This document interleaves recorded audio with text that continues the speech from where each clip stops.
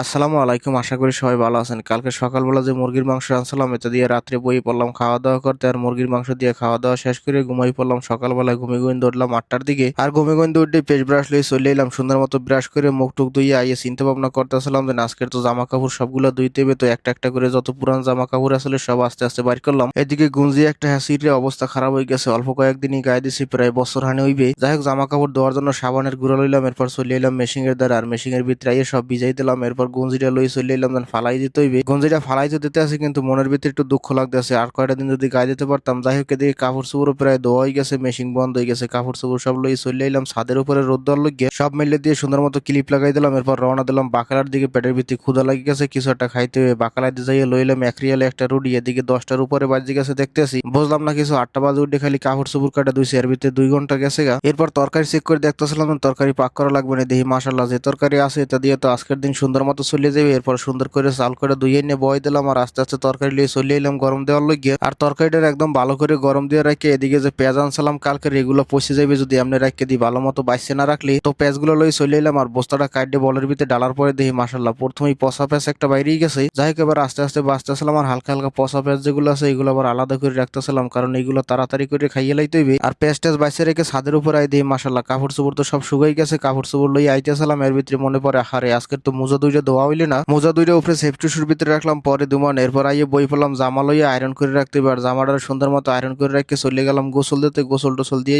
বই পড়লাম খাওয়া দাওয়া করতে। মুরগির মাংস যা গরম দিয়ে রাখছিলাম এটা দিয়ে দুপুরের খাওয়া দাওয়া করলাম, আর দুপুরের খাওয়া দাওয়া শেষ করে আস্তে আস্তে আবার রেডি হওয়া শুরু করলাম। আর ওইটার দিকে ডিউটি যাইতে হইবে। প্যান্ট শার্টটার পরে তো রেডি হয়েছি, কিন্তু এদিকে মোজা দুইটা হ্যাঁ দুইতে মনেই নাই। এরপর কি আর করা যাবে, নতুন মোজা দুইটা বাইর করলাম, আর সুন্দর মতো পরে মাথাটা আসরে বাইরে বেরিলাম। বাইরে বাইরে জুতা টুতা পাই দিতেছিলাম, এর ভিতরে দিনের লোক আই পড়ছে, তাড়াতাড়ি করে রওনা দিয়ে চলে এলাম। গাড়ি এদিকে আই পড়ছে, তবে প্রতিদিনের তুলনায় গাড়ি আজকের একটু আগেই আই পড়ছে। প্রতিদিন 45-এ আহে, আজকের 38-এর সময় আই পড়ছে। যাই হোক, গাড়ির ভিতরে বই সোজা চলে এলাম ডিউটিতে। আর আইয়ে প্রথমে চা গাওয়া বই দিলাম, আর চা গাওয়া বানানোর কাজ শেষ করে এদিকে দেখি বাস্কেটের ভিতরে খাজুর কমে গেছে গা। তো ফ্রিজের ভিতরে লাল খাজুর যে আগে আনিয়ে রাখছিল এইগুলো লই এলাম, আর পুরান খাজুর যা আসলে এইগুলো আবার অন্য সাইডে রাখে ভালো খাজুরগুলো নিচে দিয়ে দিলাম, আর পুরান যেগুলো আছে ওইগুলো আবার উপরে দিয়ে দিলাম, কারণ আনাইলে নতুন গুলা খাইবে, পুরান গুলো আর খাইতে না যাইবে, নষ্ট হইয়া। কইতে পারি নাই খাজুরগুলোর নাম কি বা কি জাত, কিন্তু এগুলো প্রচুর পরিমাণে মিষ্টি, আর এগুলো দেখতে পাহাসি নিলেও এগুলো কিন্তু আসলে কাঁচা খাজুর। যাই হোক, এদিকে আবার আজকের প্র্যাকটিস রয়ে যাবে, তো প্র্যাকটিসের জন্য মাঠটা সাজাইতেছে, চলে এলাম মাঠটা দেখার জন্য। আই দেখি একদম চেয়ার টেবিল টুবিল সবকিছু গুছগাছ করে লাগাই দিয়েছে। প্রথমে মিটিং হবে, এরপর প্র্যাকটিস হবে। এর ভিতরে আবার মুদিরে ফোন দিয়ে দিয়েছে, খাজুর লইয়েছে এক ছড়া একটা একদম গাছে গন্ডি কাটিয়ে লইছে, ফ্রিজের ভিতরে রাখতে হবে ঠান্ডা করার লইগে। যাই হোক, এবার মাগরিবের নামাজের পরে প্লেয়াররাও আওয়া শুরু হয়ে গেছে, আর কোচেরাও আই পড়ছে। আমার কাম হয়েছে এই জায়গায় চা গাওয়া খাওয়াইতে হবে, তবে আজকের চা গাওয়া আমার নিজের হাতে বানাই নাই, আজকে সব বাহির দিয়ে অর্ডার দিয়ে আনাইছে রেডিমেড। আমি খালি ডাইলে ডাইলে খাওয়াইছি, কিন্তু প্রতিদিন এমনি আনবে না, প্রতিদিন আমারই বানাইতে হইবে। যাই হোক, এবার রাতের 10টার দিকে সবকিছু শেষ হইলে আর ডিউটি শেষ করে চলে এলাম বাসায়।